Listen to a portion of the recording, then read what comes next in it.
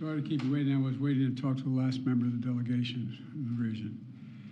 Good afternoon. Before I leave for North Carolina, which I'm going to do in a few minutes, I want to speak briefly about the terrible incident and accident that happened in Baltimore this morning. At about 1:30, a container ship struck the Francis Scott Key Bridge, which I've been over many, many times commuting from the state of Delaware, either on a train or by car. I've been in Baltimore Harbor many times. And the bridge collapsed, sending several people and vehicles into the water, into the river. And multiple U.S. Coast Guard units, which are stationed very nearby, thank God, were immediately deployed along with local emergency personnel. And the Coast Guard is leading the response to the port, where representatives from the Federal Highway Administration, the FBI, the Department of Transportation, the Army Corps of Engineers, as well as Maryland officials and Baltimore Police and Fire, are all working together to coordinate an emergency response. Officials at the scene estimate 8 people were unaccounted for were unaccounted for. That number might change. 2 have been rescued, 1 without injury, 1 in critical condition. And the search and rescue operation is continuing for all those remaining as we speak.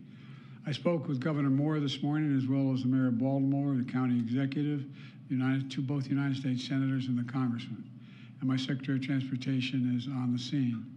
I told them we're going to send all the federal resources they need as we respond to this emergency. And I mean all the federal resources.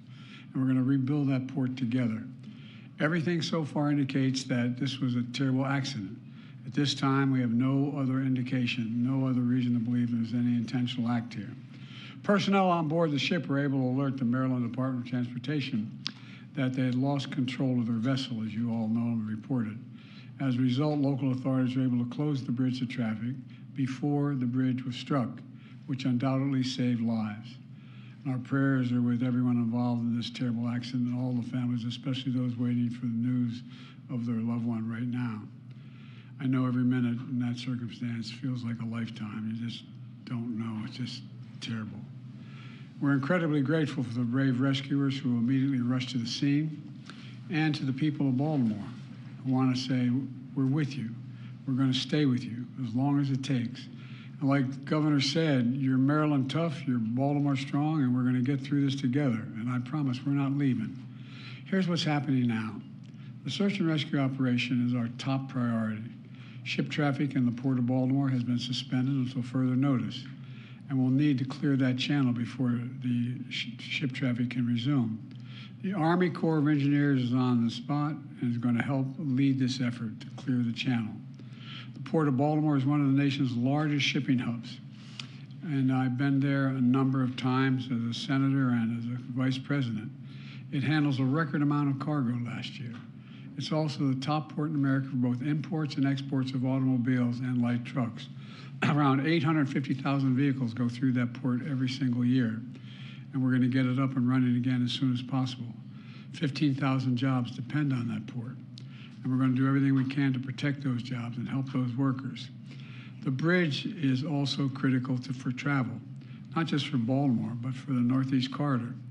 Over 30,000 vehicles cross the Francis Scott Key Bridge on a daily basis.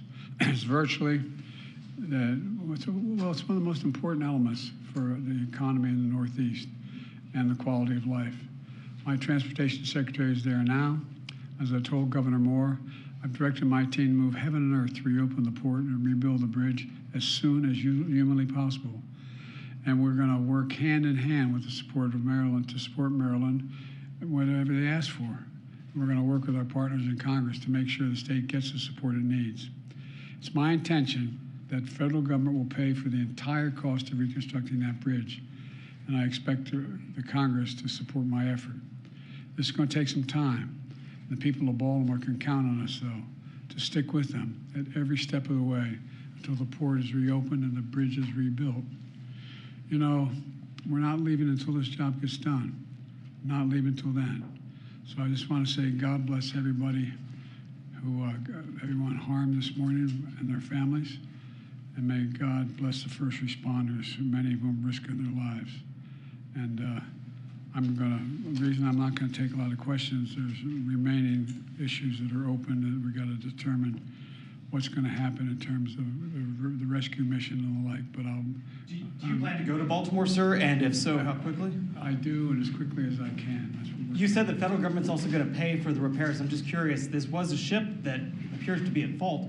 Is there any reason to believe that the company behind the ship should be held responsible? And then also, you that mentioned could be, but we're not going to wait for that to happen. We're going to pay for it to get the bridge rebuilt and opened. What did you make of Israel's decision not to attend this meeting this week?